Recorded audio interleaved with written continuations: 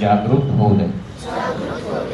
आम्हाला पावित्र्य, मांगल्य, अबोधिता, सत्सद विवेक बुद्धी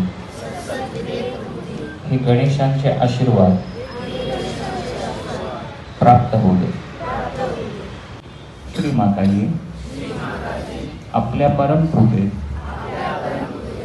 आमच्यामध्ये निर्मल विद्या प्रस्थापित होऊ दे. आमच्यातील सर्व अविद्या,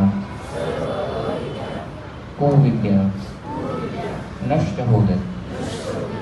चांगलं आणि वाईट याची ओळख आम्हाला पटवू दे. कधी स्थिर नसतं आणि सतत भरकटलेलं असतं. जरी शिक्षक आपल्याला वर्गात शिकवत असतील तरी आपलं लक्ष कुठंतरी बाहेर फिरत असतं. तर हे लक्ष केंद्रित करण्याचं हे ठिकाण आहे. या ठिकाणावरती, या चक्रावरती आपण प्रार्थना करू. श्री माताजी, आपल्या परम कृपेत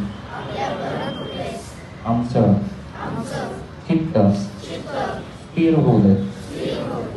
आमच्यातील अविचार नष्ट होऊ दे. माताजी, आपल्या परम कृपेत आपण आमच्याकडून आज ध्यान करून घेतले त्याबद्दल आम्ही आपले अत्यंत ऋणी आहोत.